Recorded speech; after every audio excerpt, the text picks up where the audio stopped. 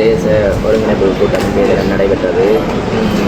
இந்த பிரதேசத்தில் இருக்கின்ற புறப்படுகின்ற பிரச்சனைகள் தொடர்பாக கலந்தாலோசிக்கப்பட்டது. அதே நேரம் மக்களுடைய இராணுவத்திடம் இருக்கின்ற காணிகள் அளவீடு தொடர்பாக முன்வைத்திருந்தார்கள். இது முன்னைய காலத்தில் அளவிடுவதற்கான நேரவை திணைக்களம் வந்திருந்தது. அந்த ப்ரொபோசலை போட்டிருந்தார்கள். அது மக்களுடைய காணி என்ற வகையில் அதை மக்களிடமே திரும்ப கையளிப்பதற்கான நடவடிக்கை நாங்கள் எடுப்பதாக குறித்தோம். நிலை அளவையை இடைநிறுத்தியிருந்தோம். அதே நேரம் இராணுவத்திற்கு இன்னும் ஒரு இடம் காணி ஒன்று தேவை என்று உறுதிப்படுத்தியிருந்தார்கள். அது தொடர்பாக டிஎஸ் அவர்களுக்கு அரச காணிகளுக்கு இராணுவம் என்பது ஒரு அரச தொழில் என்ற ரீதியான சிந்திக்க வேண்டும். அரச காணிகளுக்கு இடம் மாற்றிக்கொண்டு மக்களுடைய காணிகள் உறுதி காணிகளை மக்களிடம் கையளிப்பதில் தினம் கலந்தாலோசிக்கப்பட்டது. அதே நேரம் இந்த பிரதேச அபிவிருத்திகள் சமூக சக்தி இந்த செயற்திட்டங்கள் என்னென்ன அபிவிருத்திட்டங்களை எழுதணும். அதே நேரம் முதலீட்டாளர்களும் இங்கே சுற்றுலா தொடர்பான சுற்றுலா வலயத்தை காட்டி ஒரு நபர் அந்த இடத்தை பெறுவதற்கும் அந்த பிரதேசத்தை அபிவிருத்திக்கும் இதில் முன்மொழிந்திருந்தார். அங்கே அதனை பெறவில்லை. அதே நேரம் மாம்பழ செய்கை தொடர்பாக ஒரு நபர் வந்திருந்தார்.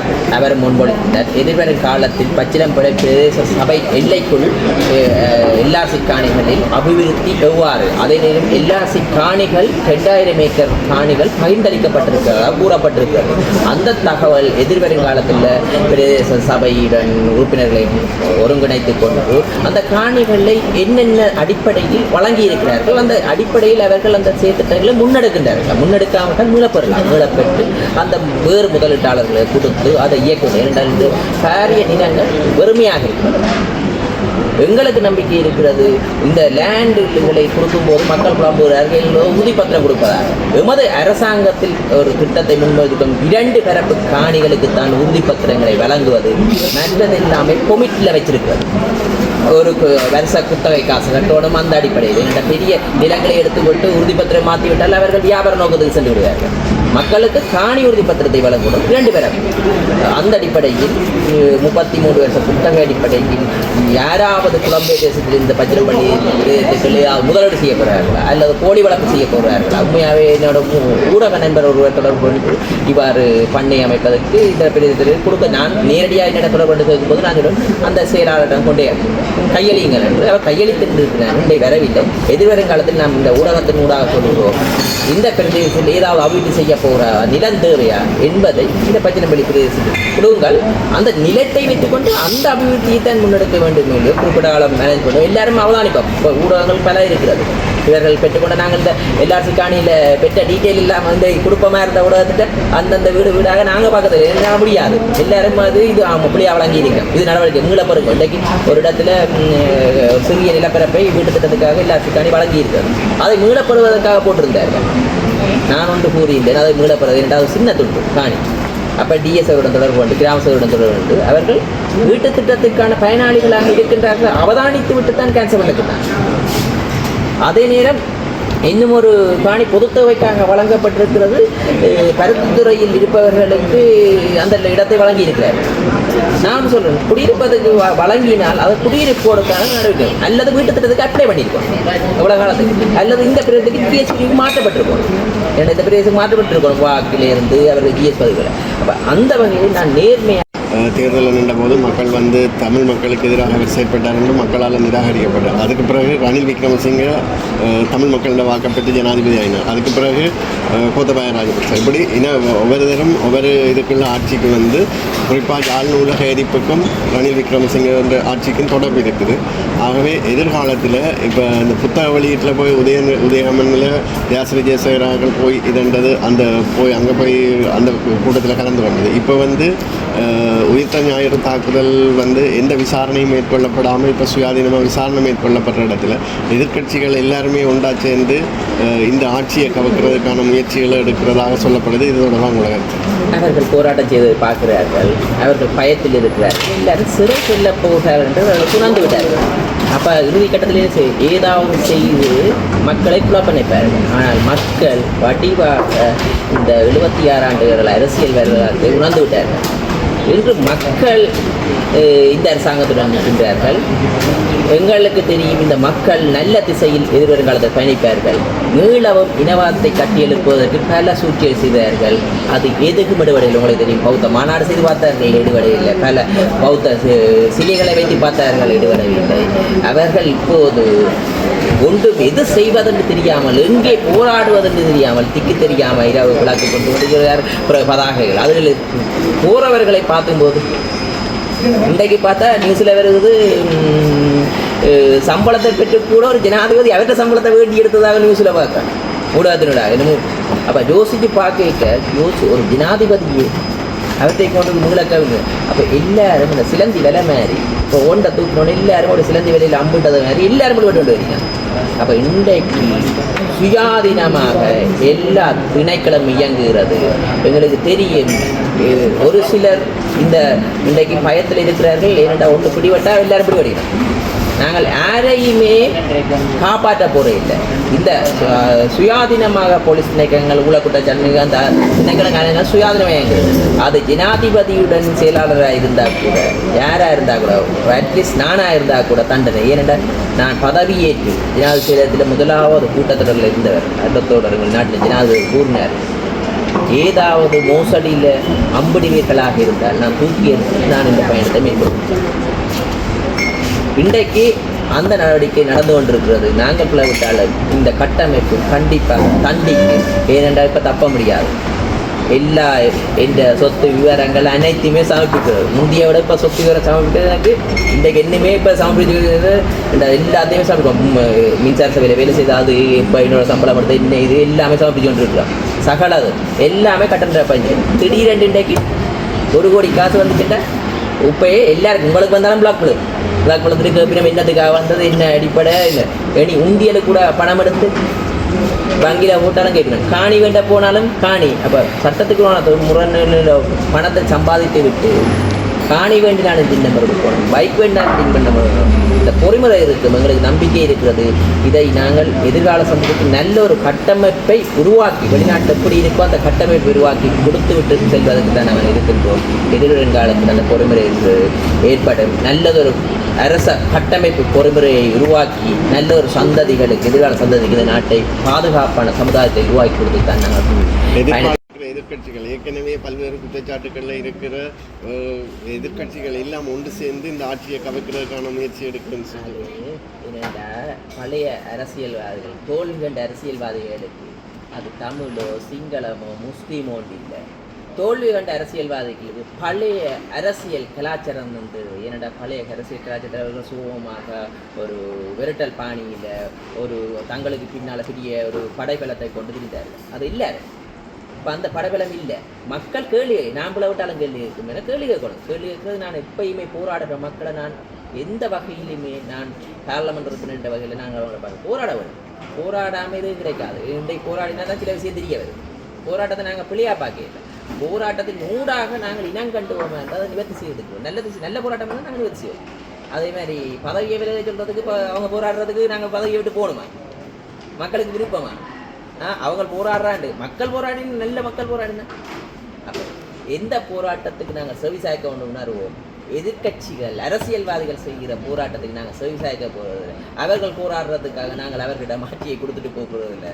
அவர்கள் எல்லாரும் எதிர்காலத்தில் சிறையிலே இருந்து வடிவாக போராட்டம் செய்யுங்க, அங்கே இருந்து ஒன்றா இருந்து கலந்தாச்சுங்க, தொலைபேசி கிடைக்கல, எல்லாரும் இப்போ மாறி மாறி இருந்தால் தானே பிரச்சனை இல்லை. உண்டா சிறையில் இருந்தால் சந்தோஷம் தானே. போய் ஒண்டா சிறையில் இருக்கிறோம், உண்டா உழைச்சி நல்ல சோசம் இருந்தாலும் உண்டா இருந்து சிறையில் இருக்கட்டும். ஒன்றாக சிறையில் இருக்கிறதுக்கான ஏற்பாடு இன்று நடைபெற்று கொண்டிருக்கிறது. அவர்கள் எல்லாரும் சிறை செல்வது தவிர்க்க முடியாது.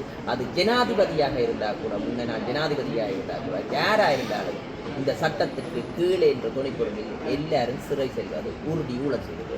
வாழ்க்கை செலவு அதிகரிப்பு, மற்றது நீதிமன்றங்கள் சுயாதீனமாக செயற்படவிட இல்லை, மற்றது டெங்கு நோய் அதிகரிப்பு, இவ்வாறான குற்றச்சாட்டுக்களை தொடர்ச்சியாக முன் வச்சு கொண்டு வருது இந்த அரசாங்கம். அதுக்கான இதாக நீதித்துறை என்பது சுயாதீனமாக செயற்படுகிறது. அது மக்கள் உணர்கிறது. எந்த வகையிலுமே நீதித்துறைகளை நாங்கள் எந்த மழுத்தம் விளைவிக்கவில்லை.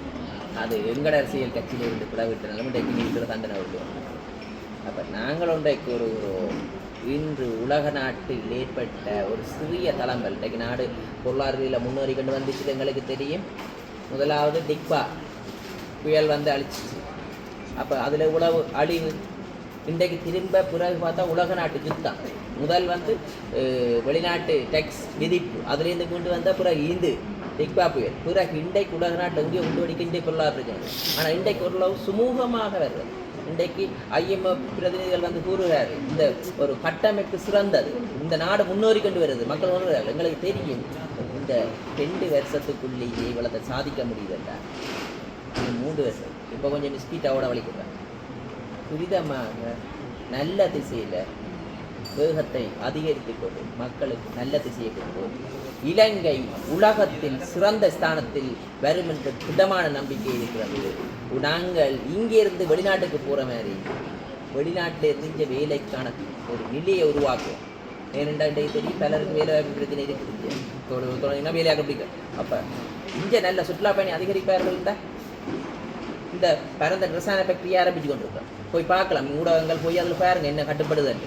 இந்த குறிஞ்சாத்தீவை தனியாருக்கு கையளிக்கிறேன்றது இப்போ அரசாங்கம் எடுத்து நடத்துறதுக்கு அந்த வீதிகளை போட்டு திரசேரி காசு ஒதுக்கி அதை உபயோகம் எங்களுக்கு குறிஞ்சி ஆணையர் உப்பளம் நாங்கள் சொல்கிறோம் 5 வருஷத்துக்குள்ள இலங்கையிலேயே அதிக உப்பு விளைச்சல் அதிகரிக்கக்கூடிய இடமாக நாங்கள் மாற்றி காட்டுவோம். அதே நேரம் இந்த பரந்த ரசாயன ஃபேக்டரியை ஆரம்பிப்போம். எங்களுக்கு தெரியும் அதனூடாக உடனடியாக மக்களுக்கு பிரதிபலம் கொடுக்கலாம். இன்றைக்கு கட்டடம் கட்டணும் அந்த இதுகளை விடுவோம் அது ஒரு நீண்ட தூரம். ஆனால் சுற்றுலாத்துறையை நாங்கள் இலக்கா நோய் நகர்த்தி கொண்டு வரும். அதை நான் சுத்தம் பண்ணி விடுவோம். சுற்றுலாத்துறையினூடாக மக்களுடைய தனிநபர் வருமானத்தை துரிதமாக அதிகரிக்கக்கூடும். அந்த திசையை நோக்கி நகர்ந்து கொண்டு வரும். அதே நேரம் தொழிற்சாலை ஆரம்பிக்கிறோம். வெகு சீக்கிரமாக காங்கேசன் துறையில் அந்த பிஓக்கு லேண்டெல்லாம் பிரேக்கன் பண்ணியாச்சு. அதுக்கான நிதிகள் எல்லாம் விடுவிக்கப்பட போகிற வீதி கரண்டுகள் அதுக்கு பல முதலீட்டாளர்கள் முதலீடு ஆதரவு தெரிவித்திருக்கிறார்கள். எதிர்காலத்தில் அந்த முதலீடுகள் வரும். அதிகளவான தொழிற்சாலைகள் இந்த பிரதேசத்தில் உருவாகும். மக்களுக்கு தாராளமான வேலை வாய்ப்பு கிடைக்கும். அரசு உத்தியோகம் தான் வேணும் என்ற இல்லை மாறும் என்று திட்டமான நம்பிக்கை இருக்கிறது. பாரிய அளவில் தொழிற்சாலைகள் கொண்டு பூரணமான ஒத்துழைப்பை பெற்றுக் கொடுப்போம். இந்த குறிஞ்சாத்தீவை புனரமைக்கும் போது இப்போ தற்காலிகமாக ஒரு சிறு பகுதியை நாங்கள் செய்து கொண்டிருக்கிறோம். உப்புள்ளச்சலுக்கான ஒரு சம்பிரதாயமாக ஒரு இலக்கு வச்சிருக்கோம். 250 மெட்ரிக் டன். ஆனால் அவர்கள் சொல்கிறார் 200 மெட்ரிக் டன்னை நாங்கள் எடுக்க முடியும் என்று அதுக்கான பொறுமுறை நடந்து கொண்டிருக்கிறது. எதிர்காலத்தில் அந்த குறிஞ்சாத்தீவை பாரிய அபிவிருத்தி செய்து அங்கே அதிக தொழிலாளர்கள் வேலை செய்யக்கூடிய கட்டமைப்பை உருவாக்கி அந்த பிரதேசத்தை அபிவிருத்தியும் அதனூடாக இந்த பிரதேசத்தில் வேலைவாய்ப்புகளும் பரந்த ரசாயன ஃபேக்டரியையும் துரிதமாக இப்போ கட்டுமானம் நடந்து கொண்டு போய் பார்க்கலாம். நீங்கள் அதை இன்னும் கொஞ்சம் அடுத்த ஸ்டேஜுக்கு அடுத்த வருஷம் இன்னும் பண்றதுக்கு பெரிய பொறிமுறை உருவாக்கும் போது அடுத்த வருஷமும் பரந்த ரசாயன ஃபேக்டரிக்கு பரந்த ரசாயன ஃபேக்டரி இந்த இப்போ எங்களோட கவர்மெண்டால் நியமிக்கப்பட்டது ஒரு தமிழராக அதே உப்பளத்துக்கு இலங்கையிலே. அப்போ இது ஒட்டுமொத்த இலங்கைக்கு அப்போ நாங்கள் கிள்ளச்சி பவுனியா படிய நல்ல புத்திஜீவி அறிவியல் அவர் தான் நீதிபதி கொடுக்கணும். துரிதமான நல்ல நல்ல தலைவர்கள் அந்தந்த துறைகளுக்கு போடைக்குள்ள இந்த துறை என்ன மென்மேலும் வளரும். எனக்கு சொல்லி இந்த ஆணையர் உப்பளத்தை இலங்கையிலேயே அதிகூடிய விளைச்சலுடைய ஒரு உப்பளமாக மாற்றி காட்டுவேன் என்ற அந்த தலைவர் முன்னேற்றி கொண்டு வருவார். முன்னிட்டு அந்த தலைவர் முன்னோக்கி கொண்டு வருவார். அரசாங்கத்துக்கு எதிராக இருக்குது உறுதிப்பத்திரம் 2 வரம் தான் கொடுப்பாங்க. அது ஒரு வரைக்கும் உறுதியாக கொடுக்க போகிறது.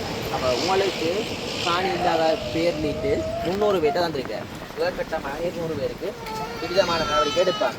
சரி இப்போ நீங்கள் வாடகை இன்றைக்கு சில இடத்துல எல்லாத்தையும் சொல்லிச்சு தங்களை காணியில் இல்லாத காணியை வீடு கட்டலாம் எடுத்து போட்டு வீடு கட்டலாம் தானே வீடு திட்ட பிறகு கட்டப்படும் வந்த பொறுமுறைகள் துரிதமாக இந்த வருஷத்துக்குள்ள இடத்தை சூப்பராக நடவடிக்கை எடுத்து பங்குறதுக்கு நடவடிக்கை. இதே மாதிரி கேகேசிலேயுமே நடவடிக்கை எடுத்துருக்கு. கேகேசில் சிமெண்ட் காணியை சூப்பராக்கி அங்கே காணி இல்லாத வழங்குறது எந்த காணி தாராளமாக இருக்குது. இதை பொறுமை இடங்களை கண்ட காணியில் பற்றி ஒரு தனியார் காணியை நாங்கள் வழங்கலாமா. அப்போ அந்த இடங்களை நாங்கள் வந்து கேகேசில் முடிச்சிருக்கோம். இன்றைக்கு இதில் டீச்சரில் போட்டு சொல்ல வந்து தடுத்து ஒரு 200 பேர் கொடுக்கும் 300 பேர் இருக்குது. மற்றது 100 பேருக்கு இந்த இடத்துல செலக்ட் பண்ணி கொடுப்போம். அடுத்த கட்டமாக கிளிநொச்சியிலேயுமே அதே மாதிரி கேம்பஸ் கிட்ட ஒரு இடத்தை தெரிவு செய்து தமிழ் போட்டு அங்கே இருக்கிற காணி இல்லாத பிரச்சனைகள் 2 பேரை படி கொடுக்குறதுக்கு நம்ம எங்களோட கிராமத்தில் காணி இருக்குது. எங்களோட கிராமத்தில் காணி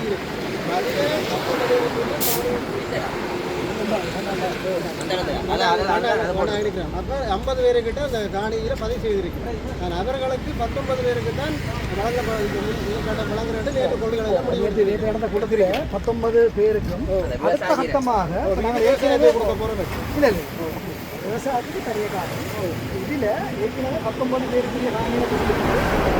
கடந்த காலங்களில் 136 பேரையும் கொடுத்து பயன்படுத்தாத காணியும் கிடைக்கும். கேன்சல் பண்ணி இந்த விசாக்களுக்கு அவருடைய மிச்சம் இருக்கிறார்களுக்கு நாங்கள் மேலதிகமாக இப்போ நாங்கள் ஐயா சொல்கிற மாதிரி இந்த காணியை கிளியர் பண்ணி கொடுக்கத்தானே போகிறோம் தொடர்ந்து கிராமத்துக்கு காணி இருக்குமே இருந்தா 2 வேலை பண்ணி சரியோ இடத்தை காட்டுக்கு எதுவும் காலத்துல தாங்க சரியோ இதுல உங்களோட ஃபோன் நம்பர் போட்டுருக்கீங்களோ